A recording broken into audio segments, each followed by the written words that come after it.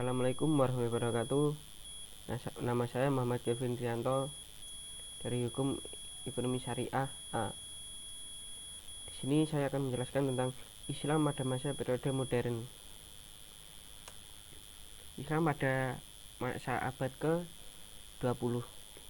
Periodisasi sejarah Islam terbagi atas 3 periode, yaitu periode klasik, pertengahan, dan modern. Yang pertama, periode klasik tahun 650 sampai 1250 Masehi merupakan zaman kemajuan bagi umat Islam. Periode ini dibagi atas 2 fase. Pertama, fase ekspansi, integrasi, dan puncak kejayaan Islam. Kedua, fase disintegrasi, itu pada tahun 1000 sampai 1250 Masehi. Periode ini politik negara Islam mulai pecah, yang akhirnya Baghdad dihancurkan oleh Hulagu Khan tahun 1258 Masehi. Periode pertengahan. Yang kedua, periode pertengahan 1250 sampai 1600 Masehi. Periode ini juga dibagi menjadi 2 fase, yaitu fase kemunduran pada tahun 1250 sampai 1500 Masehi. Pada fase ini desentralisasi dan disintegrasi semakin meningkat. Dan fase 3, kerajaan besar Turki, Utsmani, Safawi di Persia, dan Mughal di India. Periode modern dinamai juga dengan era kebangkitan, di mana penjajahan Barat atas dunia Islam menyadarkan umat Islam akan kelemahan dirinya. Gerakan-gerakan pembebasan sendiri yaitu ada 2, yaitu yang pertama, gerakan pan-islamisme. Pan-islamisme ini pengertian yang luas adalah rasa solidaritas antara seluruh umat Islam, atau dengan kata lain bisa juga diartikan sebagai seluruh umat Islam. Gagasan pan-islamisme ini muncul pada pertengahan abad ke-19.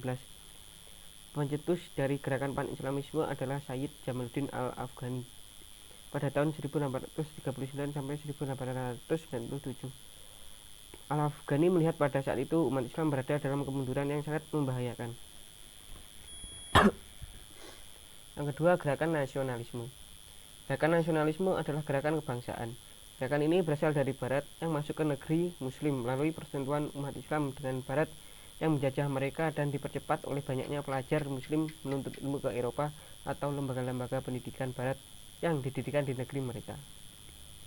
Gagasan kebangsaan ini awalnya banyak mendapat tantangan dari pemuka-pemuka Islam karena dipandang tidak sesuai dengan semangat ukhuwah Islamiyah. Periode modern dalam sejarah Islam bermula dari tahun 1800 Masehi dan berlangsung sampai sekarang. Di awal periode ini, kondisi dunia Islam secara politis berada di bawah penetrasi kolonialisme. Menjelang pertengahan kedua abad ke-13 Hijriah atau abad ke-19, muncul suatu gerakan reformasi di dunia Islam yang meliputi Iran, Mesir, Syria, Lebanon, Afrika Utara, Turki, Afghanistan, dan India. Pada abad ini, para reformator mengemukakan ide-ide dan teori reformasi mereka. Gerakan ini timbul setelah pada masa stagnasi yang panjang selama beberapa abad dan merupakan refleksi penjajahan politik, ekonomi, dan kultural Barat yang dikenal sebagai suatu kebangkitan atau kelahiran kembali dalam dunia Islam. Baru pada pertengahan abad ke-20 Masehi, dunia Islam bangkit memerdekakan negerinya dari penjajahan Barat. Periode ini memang merupakan zaman kebangkitan kembali Islam setelah mengalami kemunduran di periode pertengahan. Pada periode ini mulai bermunculan para pemikiran pembaruan dalam Islam. Timbulnya kesadaran di kalangan ulama banyak ajaran-ajaran asing yang masuk dan diterima sebagian ajaran Islam. Ajaran-ajaran ini bertentangan dengan semangat ajaran Islam yang sebenarnya. Ajaran-ajaran Islam yang sebenarnya seperti bid'ah, khurafat, dan tahayul. Oleh karena itu, mereka bangkit untuk membersihkan Islam dari ajaran atau paham seperti itu. Gerakan ini dikenal sebagai gerakan reformasi. Pada periode ini Barat mendominasi dunia di bidang politik dan peradaban. Persentuhan dengan Barat menyadarkan tokoh-tokoh Islam akan ketinggalan mereka.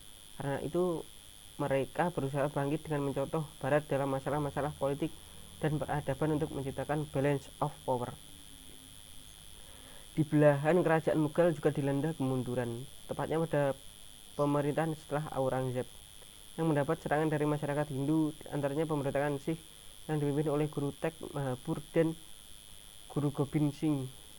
Pada kedua abad ke-19 Masehi, kerajaan Mughal hancur di tangan Inggris yang kemudian mengambil alih kekuasaan di anak benua India. Kekuatan Islam terakhir yang masih disegani oleh lawan tinggal kerajaan Utsmani di Turki. Akan tetapi yang terakhir ini pun terus mengalami kemunduran demi kemunduran, sehingga dijuluki sebagai the sick man of Europe, orang sakit dari Eropa. Dalam periode kerajaan Utsmani, peradaban Islam mendapat perlawanan dari dua arah, yaitu dari luar dan dari dalam. Dari dalam, kerajaan Utsmani dilanda konflik antara penguasa Turki dan perlawanan dari daerah kekuasaannya yang menuntut merdeka seperti Mesir dan Arab lainnya. Karena pada waktu itu Turki dipandangnya bukan sebagai khalifah yang melindungi Islam, tetapi tidak lebih sebagai kerajaan yang hanya mementingkan kekuasaan. Bahkan kehidupan dalam istana tidak kelihatan corak keislaman, yang ada hanyalah kemewahan. Sehingga dengan demikian pecahlah peperangan dalam kerajaan Safawiyah yang berkepanjangan sampai runtuhnya Utsmani secara total. Renaissance di Eropa. Pada awal kebangkitan Eropa mengalami tantangan yang sangat berat karena harus berhadapan dengan kekuatan perang Islam yang sulit dikalahkan, terutama kerajaan Utsmani yang berpusat di Turki. Tidak ada jalan lain, mereka harus menembus lautan yang dianggap sebagai pembatas ruang gerak mereka.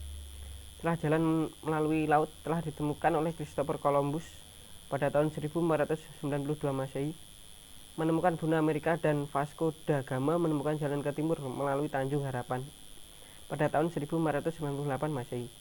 Benua Amerika dan Kepulauan Hindia segera jatuh ke bawah kekuasaan Eropa, maka Eropa tidak lagi tergantung kepada jalur lama yang dikuasai umat Islam, sehingga perdagangan maju di Eropa. Imperialisme Barat terhadap dunia Islam. Dengan melemahnya kekuatan politik dan militer Islam, maka lahirlah babak baru dalam sejarah dunia Islam, yaitu babak penjajahan Barat terhadap dunia Islam. Sebagai counter ke gerakan dunia Islam yang terwujud dalam gerakan sporadis dari setiap wilayah yang dijajah karena ingin merdeka. Sebab kekuatan integratif maupun koordinatif yang mempersatukan Islam sudah tidak mendapat legitimasi dari masyarakat Islam. India ketika pada masa Mughal, pemerintahan Mughal adalah negeri yang kaya raya dengan hasil pertanian. Hal itu mengundang Eropa yang sedang mengalami kemajuan berdagang ke sana. Pada awal abad ke-17, Inggris dan Belanda mulai menginjakkan kaki di India. Tahun 1611 Masehi, Inggris mendapat izin menanamkan modal, dan tahun 1617 Masehi Belanda mendapatkan izin yang sama. Asia Tenggara, negeri tempat Islam baru mulai berkembang, merupakan daerah rempah-rempah yang terkenal pada masa itu dan menjadi ajang perebutan negara-negara Eropa. Kekuatan Eropa malah lebih awal menancapkan kekuasaannya di negeri ini. Hal ini dimungkinkan karena dibandingkan dengan Mughal, kerajaan-kerajaan Islam di Asia Tenggara lebih lemah sehingga dengan mudah dapat ditaklukkan. Kerajaan Islam Malaka yang berdiri pada awal abad ke-15 Masehi di Semenanjung Malaya yang strategis dan merupakan kerajaan Islam kedua di Asia Tenggara setelah Samudra Pasai, ditaklukkan Portugis pada tahun 1511 Masehi. Pada tahun 1521 Masehi, Spanyol datang ke Maluku dengan tujuan dagang. Spanyol berhasil menguasai Filipina, termasuk di dalamnya beberapa kerajaan Islam, seperti Kesultanan Maguindanao, Kesultanan Buayan, dan Kesultanan Sulu. Kebangkitan kembali dunia Islam. Benturan-benturan antara Islam dan kekuatan Eropa telah menyadarkan umat Islam bahwa mereka memang jauh tertinggal dari Eropa. Yang pertama merasakan hal itu diantaranya Turki Utsmani, karena kerajaan ini yang pertama menghadapi kekuatan Eropa. Kesadaran itu memaksa penguasa dan pejuang-pejuang Turki banyak belajar dari Eropa. Pada pertengahan abad ke-20 Masehi, dunia Islam bangkit memerdekakan negerinya dari penjajahan Barat. Periode ini merupakan zaman kebangkitan kembali Islam setelah mengalami kemunduran di periode pertengahan. Dengan demikian, yang dimaksud kebangkitan Islam adalah kristalisasi kesadaran keimanan dalam membangun tatanan seluruh aspek kehidupan yang berdasar atau sesuai dengan prinsip Islam. Usaha untuk memulihkan kembali kekuatan Islam dikenal dengan sebutan gerakan pembaharuan. Pada periode ini mulai bermunculan pemikiran pembaharuan dalam Islam. Gerakan pembaharuan itu muncul karena dua hal, yaitu antara lain yang pertama, timbulnya kesadaran di kalangan ulama bahwa banyak ajaran-ajaran asing yang masuk dan diterima sebagai ajaran Islam. Ajaran tersebut bertentangan dengan ajaran Islam yang sebenarnya, seperti bid'ah, khurafat, dan takhayul. Ajaran inilah yang menyebabkan Islam menjadi mundur.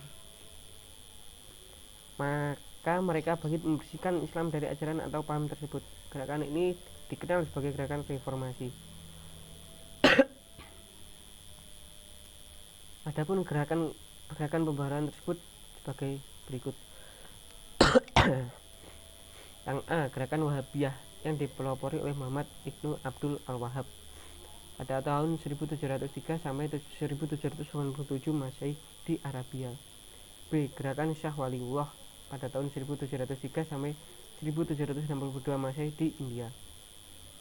Yang C, gerakan Sanusiyah di Afrika Utara yang dipimpin oleh Said Muhammad Sanusi dari Aljazair.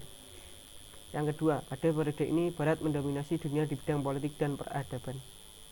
Persentuhan dengan Barat menyadarkan tokoh-tokoh Islam akan ketinggalan mereka. Karena itu mereka bangkit dan dengan mencontoh Barat dan masalah politik dengan peradaban untuk menciptakan balance of power. Di Mesir, benih-benih gagasan nasionalisme tumbuh sejak masa Al-Tahtawi 1801 sampai 1873 Masehi. Dan Jamaluddin Al-Afghani, tokoh pergerakan terkenal yang memperjuangkan gagasan ini di Mesir, adalah Ahmad Urabi Pasha. Syekh Muhammad Abduh sebagai seorang reformator di dunia Sunni adalah murid dari dan pengikut Al-Afghani. Di Syria muncul reformator Sunni Syekh Abdurrahman Kawakibi, salah seorang pengikut Muhammad Abduh dan secara tidak langsung pengikut Al-Afghani. Di bagian Arab lainnya lahir gagasan nasionalisme Arab yang segera menyebar dan mendapat sambutan baik, sehingga nasionalisme terbentuk atas dasar kesamaan bahasa. Demikian ini yang terjadi di Mesir, Syria, Lebanon, Palestina, Irak, Hijaz, Afrika Utara, Bahrain, dan Kuwait. Semangat